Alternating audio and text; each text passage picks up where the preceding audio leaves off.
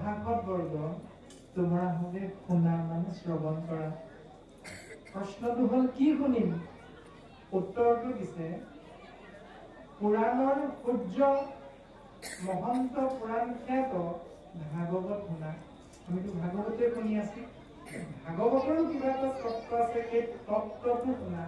তেতিয়া সেই তত্ত্বটো কি, তত্ত্বটো কেনেকৈ শুনিম, তত্ত্বটো কিয় শুনিম, বিভিন্ন ধৰণৰ প্ৰশ্ন হয়। কিয়, কেনেকৈ, এইবিলাক প্ৰশ্ন আমাৰ হৈ যায় মনৰ মাজত। তাৰ প্ৰত্যেকটো প্ৰশ্নৰ উত্তৰ ভাগৱতে আমাক দিছে। কেনেকৈ শুনিম, কিয় শুনিম, কেতিয়া শুনিম। ইয়াৰ উত্তৰ দিছে ৰাম হুয়া এক শৰণ যিজনে শুনো আপ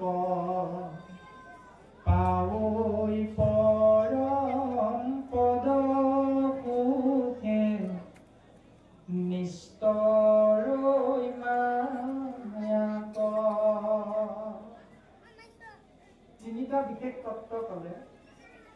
এক হ'ল পৰম পদ, দুই হ'ল আত্যন্তিক সুখ, তিনি হ'ল মায়াৰ পৰা পৰিত্ৰাণ পাওঁ।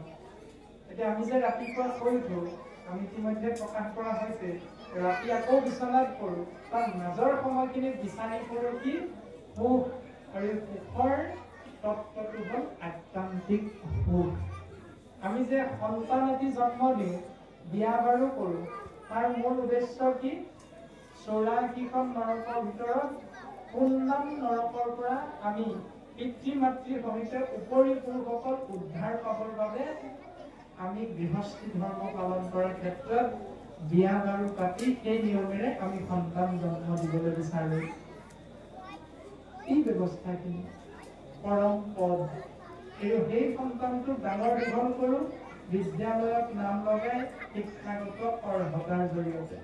এতিয়া প্ৰত্যেকজন বাপায়ে আমাৰ সন্তানটোক ডাঙৰ হৈ পকা মিস্ত্ৰী, কাঠ মিস্ত্ৰী, হাজিৰা কৰা এজন মজদুৰ হিচাপে গঢ়ি তুলিব বিচাৰো নে ডাক্তৰ ইঞ্জিনিয়াৰ কৰি তুলিব বিচাৰো? কোনটো বাৰু?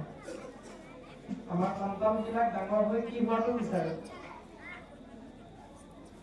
প্ৰত্যেকে ডাক্তৰ ইঞ্জিনিয়াৰ এনেধৰণে একোটা ভাল চাকৰি কৰি নিজৰ ভৰিত নিজে থিয় দি সুখী খাব পৰাকৈ আমি বিদ্যালয়ৰ পাঠ্যপুথিৰ জ্ঞানৰ মাধ্যমেৰে ডাঙৰ কৰিব বিচাৰো। এইটো হ'ল পৰম পদৰ ব্যৱস্থা, সামাজিক যিটো বাস্তৱসন্মত। কোনো আমি হাজিৰা কৰা সন্তান এটি ব্যৱস্থাটো পালন নকৰো। সকলো পঢ়াই শুনাই ডাঙৰ মানুহে কৰিব বিচাৰো। কিন্তু পঢ়াই শুনাই ডাঙৰ মানুহ কৰি সেই পৰম পদটো দিবৰ বাবে যিটো ব্যৱস্থা আমি পালন কৰিব লাগে সেইটো কৰোঁনে নকৰো, সেইটোহে আচল বস্তুটো। সেইটোৰ বিষয়ে আমাক শাস্ত্ৰই সিদ্ধান্ত দিছে যে যদি এনেকৈ তোমাৰ সন্তানটো ডাঙৰ চাকৰি এটা কৰাব বিচাৰা, তেতিয়াহ'লে তাক সেই পথটো আমি সুন্দৰভাৱে গাইড দিব লাগিব প্ৰত্যেকজন পিতৃ মাতৃয়ে। ঠিক তেনেকৈ শাস্ত্ৰই কৈছে আলোক্য, আজৈৰ্য, আৰোগ্য, আমিত্ৰ আৰু মোক্ষ বা নিৰ্বাণ, এই 5 প্ৰকাৰ মুকতি পৰম পদ হিচাপে সিদ্ধান্ত দিয়ে।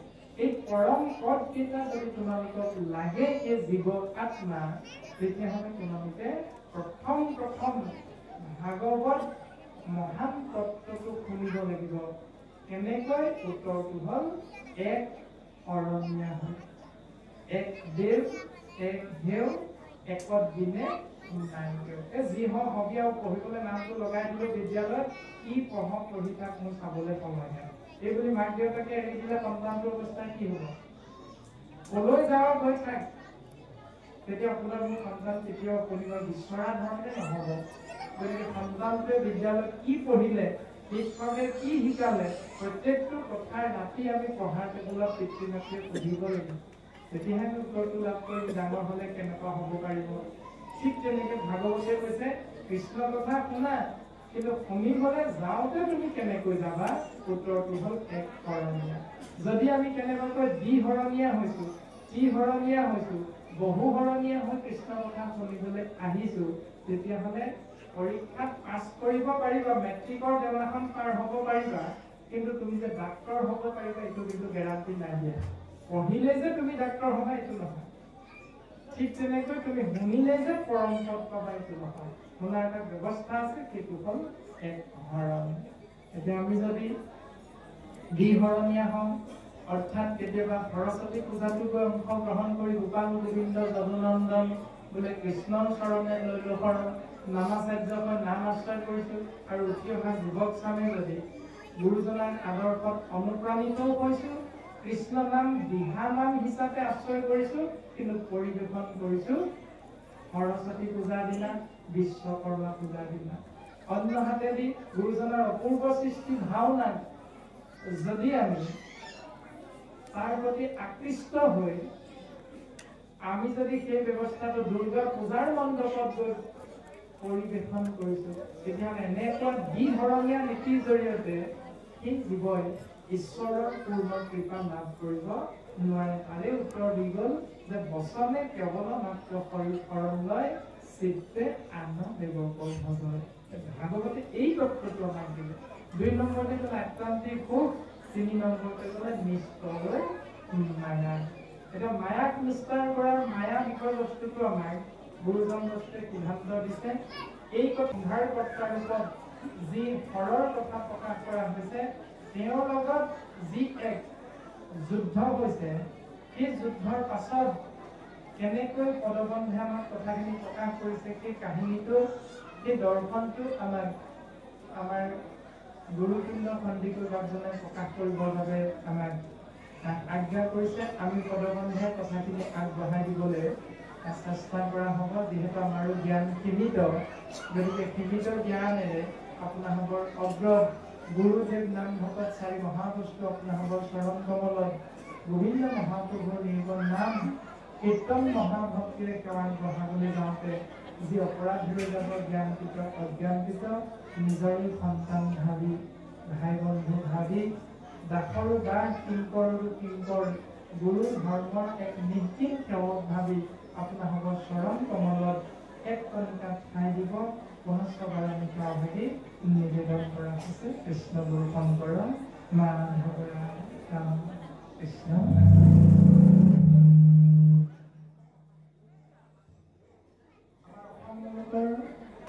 এখন যুদ্ধ হৈছে, যিখন যুদ্ধত অনিৰুদ্ধৰ যি পিতামহ কৃষ্ণদত্ত আৰু অন্য হাতেদি বানাসুৰৰ যি ইষতত্ব শিৱৰ মাজত যুদ্ধ হৈছে, যাক কৃপাল গুৰুজন বস্তুৱে হৰি আৰু হৰৰ যুদ্ধ হিচাপে প্ৰকাশ কৰিছে।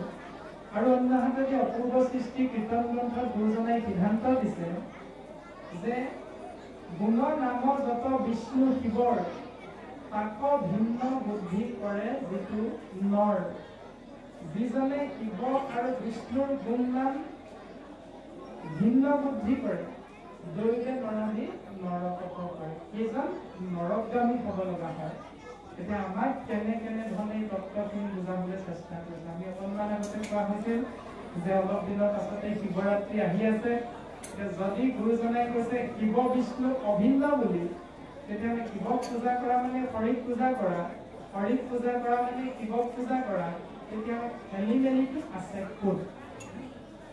খেলি মেলিটো হ'ল গুণ নাম আশ্ৰয় কৰাত গুৰুজনাই আমাক উপদেশ দিছে, কিন্তু আপুনি হৰিধাৰী এক তত্ত্বৰূপত যদি চিন্তা কৰিবলৈ যাওঁ, তেতিয়াহ'লে সেইখিনিত অপৰাধটো বা খেলি মেলিটো লাগি আছে।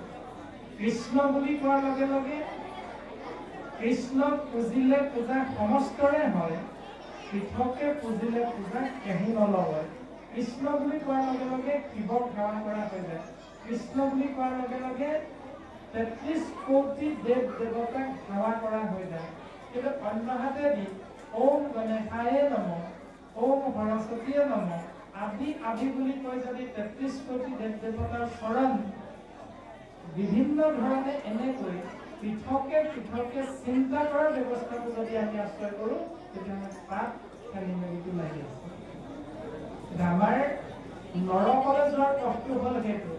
কৃষ্ণ বুলি কৈ কৃষ্ণ নামৰ মাধ্যমেৰে কৃষ্ণক যদি আমি সেৱা কৰোঁ, চিন্তা কৰোঁ, নাম তত্ত্বৰ শৰণ লওঁ, তেতিয়াহ'লে তাত শাস্ত্ৰই শুদ্ধ বস্তু আছে বুলি সিদ্ধান্ত দিছে। কিন্তু তাৰ বিপৰীতে যদি আমি শিৱৰ এটা মূৰ্তি নিৰ্মাণ কৰি বা সৰস্বতীৰ এটা মূৰ্তি নিৰ্মাণ কৰি এই ব্যৱস্থাটো পালন কৰোঁ, তেতিয়াহ'লে দৈৱে নাৰাধি সেই নৰকৰ পথটোত আশ্ৰয় কৰিব লগা হয়। এনেধৰণে প্ৰথম পদক্ষেপ আমাক শাস্ত্ৰই সিদ্ধান্ত দিলে। ২ নম্বৰতে সিদ্ধান্ত দিলে শিৱৰ নিজ মুখৰ বাণী। শিৱ শব্দৰ অৰ্থ হ'ল মংগলময়। আপোনালোকে জানে যে যত জীৱ তত শিৱ বুলি কৈছে। অন্য হাতেদি প্ৰকাশ কৰিছে সত্যম শিৱম সুন্দৰম। সত্যই হ'ল শিৱ, শিৱই হ'ল সুন্দৰ।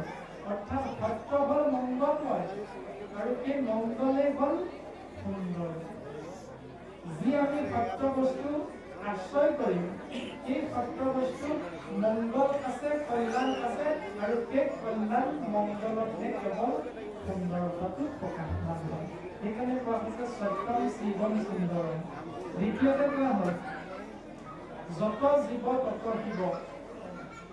এতিয়া শিৱ হ'ল মংগলময়, মংগলময় সত্য বস্তু কৃষ্ণ তত্ত্ব ক'ত প্ৰকাশমান হয়? এটা শৰীৰত আত্মাৰূপে। সিদ্ধান্ত দিছে যিহেতু চৈতন্যপূৰ্ণ পৰম আত্মাৰূপে হৰি হৃদয়ত আচন্ত প্ৰকাশী, তাতে সেই ইন্দ্ৰিয়গণ ভূত প্ৰাণ বুদ্ধি মন প্ৰৱৰ্তে যতে কওঁ জড় ৰাখি। আমাৰ শৰীৰটো হ'ল শিৱ তত্ত্ব আৰু এই শৰীৰটোত আত্মা তত্ত্ব কৃষ্ণ বাস কৰি আছে। সেইকাৰণে শৰীৰ শিৱ তত্ত্ব নহ'লে কৃষ্ণ তত্ত্ব প্ৰকাশ হ'বলৈ, আশ্ৰয় হ'বলৈ দ্বিতীয় এটা পথ নাই। সেইকাৰণে হৰি তত্ত্বটো শিৱৰ মাধ্যমেৰে আমাক সিদ্ধান্ত দিছে যে কৃষ্ণই শিৱ, শিৱই হ'ল কৃষ্ণ। অৰ্থাৎ গুণ নাম যত বিষ্ণু শিৱ। আত্মা তত্ত্ব যেতিয়া মহাখণ্ডত প্ৰকাশমান হৈ থাকে, এই মহাখণ্ডৰ পৰা আহি আত্মা তত্ত্বৰ মুক্তিৰ অৰ্থে হৰি ৰূপত শিৱ তত্ত্বক আশ্ৰয় কৰিব লগা হয়। সেইকাৰণে হৰি নহ'লে আত্মা তত্ত্ব কৃষ্ণ তত্ত্বৰ অৱস্থান নহয়। কৃষ্ণ তত্ত্বত অৱস্থান হ'বলৈ হ'লে এটা হৰি তত্ত্ব শিৱ লাগে। সেইকাৰণে ভগৱানে সেই ব্যৱস্থাটোৰ মাধ্যমেৰে প্ৰকাশমান হয়, যিটো গুৰুজন বস্তু আমাক সিদ্ধান্ত দিছে তেনেধৰণে। আৰু অন্য হাতেদি যদি আমি শিৱ বুলি কিবা এটা বস্তুৰ কথা চিন্তা কৰোঁ, তেতিয়াহ'লে সেই বস্তুৰ মাধ্যমেৰে প্ৰকাশ কৰিছে এনেকৈ হৰ ব্ৰহ্মা ইন্দ্ৰ যত দেৱ গণ মুখ পদিবাকন পাৰো একোজন।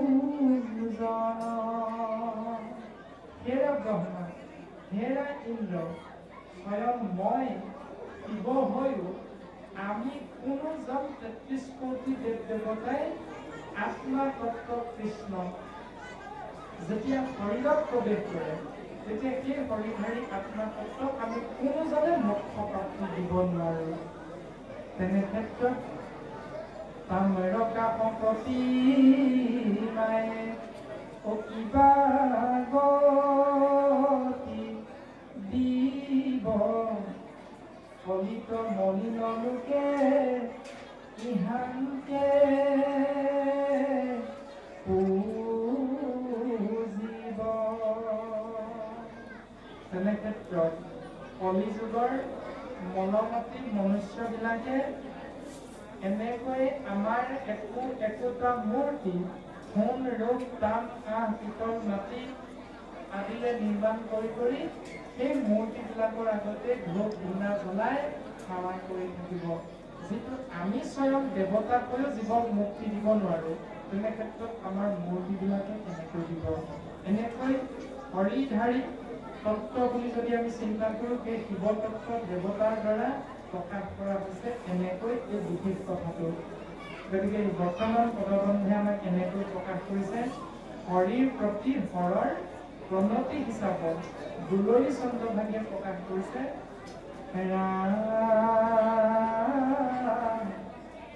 বদতি শংকৰ তুমি ঈশ্বৰ অধিলা যিটো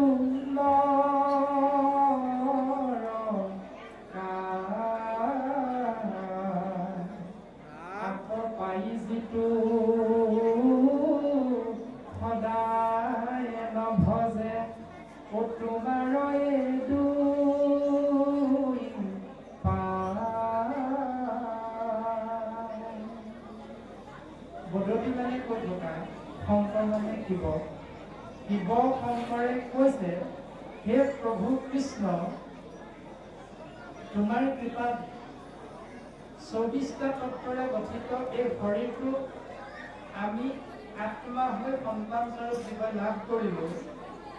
আৰু লাভ কৰাৰ পাছত আকৌ পাই যিটো এই উত্তম ব্যৱস্থাটো লাভ কৰি সদায় নভজে তোমাৰ এই দুই পাওঁ, তোমাৰ এই পদুম ফুলৰ নিচিনা অভয় চৰণ যুগল যিসকলে ভজনা নকৰে। আপোনাক হিতু বঞ্চিলে কপাপি অশোক কৰোতাকে লাগি গৈল অধুগতি তোমাৰ ভকতি তেজিয়া সিটো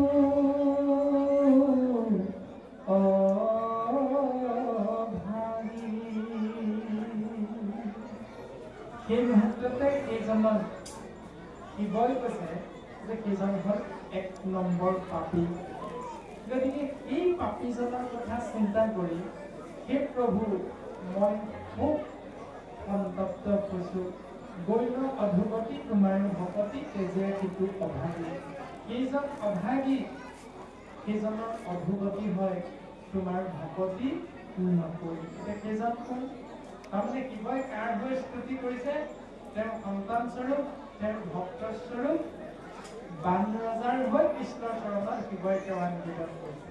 এতিয়া সেই বান ৰজা আপুনি মই নিজকে ভাবি ল'লে উত্তৰটো পাই যাব। তাৰমানে আত্মা তত্ত্বৰ কাৰণে যেতিয়া শৰীৰটোত আমি অৱস্থান কৰিম, তেতিয়া আমাৰ একমাত্ৰ কৰ্ম ধৰ্ম হ'ল কেৱল সৃষ্টি স্থিতি প্ৰলয় গৰাকী কৃষ্ণ তত্ত্বক চিন্তা কৰা, তেওঁৰ অৰ্থে কৰ্ম কৰা। অৰ্থাৎ মনুষ্য শৰীৰ পাৰি হৰি নভজিলা অৱশ্যে কৈবা ভাই তৃণতৰুখিলা। এই মনুষ্য শৰীৰটো পাই যদি কৃষ্ণ তত্ত্বক আশ্ৰয় নকৰোঁ, তেতিয়াহ'লে পাছৰ জন্মটো শিল গছ লতা আদিবিলাক হৈ জন্ম গ্ৰহণ কৰিব লাগিব। আৰু ভাগৱতে ইয়াৰ সত্য সিদ্ধান্ত প্ৰকাশ কৰিছে। পুৰঞ্জন নামৰ এজন ৰজাই নিজৰ ৰূপৱতী গুণৱতী পত্নী গৰাকীৰ কথা চিন্তা কৰি মৃত্যু হোৱাৰ বাবে তেওঁ পাছৰ জন্মত স্ত্ৰী ৰূপ লাভ কৰিব লগা হৈছে। অন্য হাতেদি ঋষভ প্ৰভুৰ এজন পুত্ৰৰ ভিতৰত প্ৰথমজনৰ নাম হ'ল ভৰত। তেওঁ যেতিয়া মৃত্যু হৈছিল তাৰ পাক মুহূৰ্তত এটি হৰিণ পোৱালীৰ কথা চিন্তা কৰি আছিল। আৰু এই হৰিণ পোৱালীটোৰ চিন্তাত থাকোঁতেই যেতিয়া তেওঁৰ মৃত্যু হ'ল, সেইকাৰণে পাছৰ জন্মত তেওঁ মনুষ্য শৰীৰটো লাভ কৰিব নোৱাৰি হৰিণ জন্মটো লাভ কৰিব লগা হ'ল। গতিকে ভাগৱতে সিদ্ধান্ত দিছে আমিও যদি তেনেকৈ কৃষ্ণ ভক্তি নাম আশ্ৰয় নকৰি অন্য চিন্তাৰ মাজেৰে জীৱন অতিবাহিত কৰি থাকোঁ, তেতিয়াই যদি আমাৰ মৃত্যু হয়, তেতিয়াহ'লে সেই কৰ্ম ফল আমি পাছৰ জন্মত লাভ কৰিব লাগিব।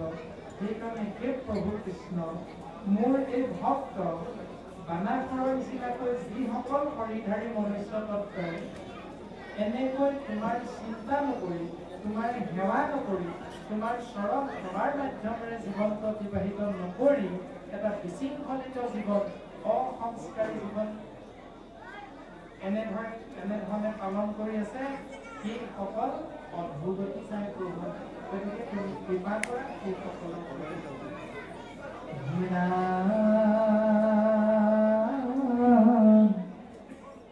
তুমি সেই ঈশ্বৰ আত্মা প্ৰিয়তৰ অতুমা কওঁতে যে যিজনে মিছা ধন জন সুখৰ কাৰণত আনক ভজে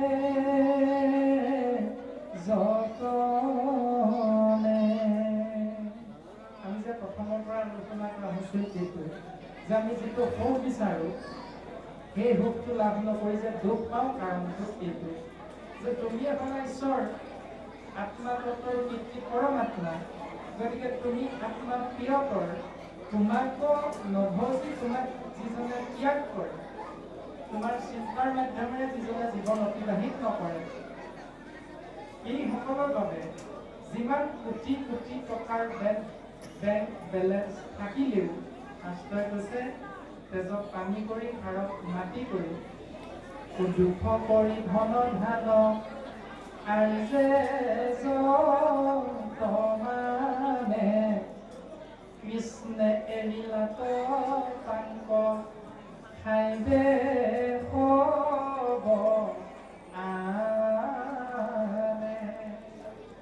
দেউতাই যিগৰাকী মাতৃক বিয়া কৰাইছিল সেই মাতৃগৰাকী কোনটো বংশৰ কোনখন গাঁৱৰ মানে আমাৰ এনাইদেউ কোঠাইদেউ ঘৰ ক'ত আপোনালোকে জানে প্ৰত্যেকে নিজৰ নিজৰ তাৰপাছত আপুনি মই উত্তৰাধিকাৰী হৈ পেলাই যিজন সন্তানক জন্ম দিলোঁ সেই সন্তানৰ বাবে আমি তেজক পানী কৰি হাড়ক মাটি কৰি যিবিলাক ধন সম্পত্তি ঘটিলোঁ সন্তানটোৱে আকৌ ক'ৰ পৰা যদি ছোৱালী বিয়া কৰাই দিব আপুনি মই নাজানো নহয় কোনটো বংশৰ পৰা আনিব কোনটো কুলৰ পৰা আনিব কোনটো সম্প্ৰদায়ৰ পৰা আনিব সেই কন্যাগৰাকীক বিয়া কৰা অনাৰ পিছত আপুনি মই তেজক পানী কৰি হাড়ক মাটি কৰি ঘটা সেই ধন সম্পত্তি সকলোখিনি কৃষ্ণ তত্ত্বই যেতিয়া শৰীৰটো এৰি গুচি যাব সকলোখিনি উত্তৰাধিকাৰী কোন হ'ব সন্তানটো হ'ব সন্তানটোৱে কাক বিয়া কৰাইছিল আপোনাৰ মোৰ পুত্ৰ নহ'বও পাৰে সেইগৰাকী বোৱাৰী গতিকে খাইবে পাংক হবে আনে বুলি আনেহে পাব এইটো গতিকে তুমি সেইখিনি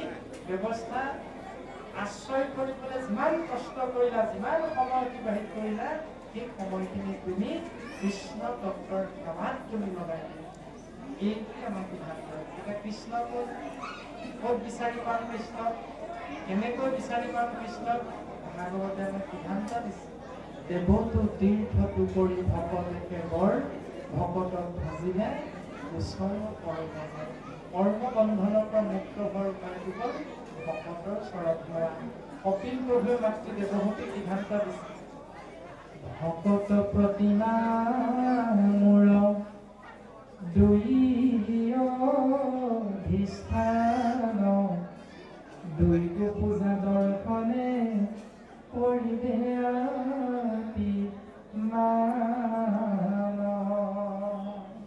অৰ্থাৎ আমি সকলোৱে জানো সত্যব্ৰত ৰাজাৰ পথ প্ৰদৰ্শক হিচাপে ভগৱন্ত পুৰুষে মৎস্যৰূপে অৱতাৰ ধাৰণ কৰিছে সকলোৱে জানো ধৰিত্ৰীৰ দুখ মোচনৰ বাবে বৰাহ ৰূপত ভগৱন্ত অৱতাৰ ধাৰণ কৰিছে সকলোৱে কম বেছি পৰিমাণে জানো দেৱতা আৰু অসুৰৰ মাজত সাগৰ মন্থন কৰি অমৃতৰ উৎপত্তি কৰি জীৱৰ মংগলৰ ৰূপে ভগৱন্তই পূৰ্ব ৰূপত অৱতাৰ ধাৰণ কৰিছে সেই সময় আছিল ভগৱন্তক ভক্তই যেনেকৈ বিচাৰে তেনেকৈ ভগৱন্ত দৰ্শন দিয়ে কিন্তু এতিয়া সময় হ'ল কলিৰ সময় কলিৰ ৰাজত্বৰ সময় গতিকে কলিৰ সময়খিনি ভগৱন্তৰ ৰূপটো কেনেকুৱা হ'ব নাম ৰূপ এতিয়া সেই নাম ৰূপৰ সিদ্ধান্তটো গুৰুজন বস্তুৱে কৰে য'তে ত'তে নথাকয় হৰি নামৰ ৰত্ন মহন্ত দোকানী হবে কৰি ৰাখে মহা যত্ন কথা শুনিলেকে গুচে মনৰ সংশয় কৃষ্ণৰ সেৱাতৰ অতীতে দেখে বা হয় ভকতেই হ'ল ভগৱান অৰ্থাৎ সেই মা দেৱহতী ভকতৰ ৰূপটো হ'ল মোৰ ২ নম্বৰ ৰূপ ভকতৰ ৰূপটো হ'ল মোৰ ২ নম্বৰ ৰূপ যি সময়ত প্ৰহ্লাদ সন্তানৰ পুত্ৰৰ আজ্ঞা শিৰোগত কৰি হিৰণ্যকশিপুৰে মুষ্টিৰে প্ৰহাৰ কৰিছিল স্তম্ভত আৰু তৎমুহূৰ্ততে প্ৰকট হৈছিল ভগৱন্তৰ নৃসিংহ ৰূপত তেতিয়া আপোনাৰ মোৰ দুখ হৈছে আপোনাৰ মোৰ পিতৃ পৰলোকগামী হ'ল মাতৃ পৰলোকগামী হ'ল পিতৃ মাতৃ ককা আইতা থাকোঁতেই 12 বছৰ হোৱা সন্তানটো 15 বছৰীয়া সন্তানটো গাড়ী এক্সিডেণ্টত হঠাৎ ঢুকাই থাকিল পৰলোকগামী হ'ল সেই জুইকুৰা পিতৃ মাতৃৰ অন্তৰত কেনেকৈ চলি থাকে সকলোৱে জানে গতিকে তেনে এজন পিতৃ মাতৃয়ে নামঘৰত গৈ মন্দিৰত গৈ মছজিদত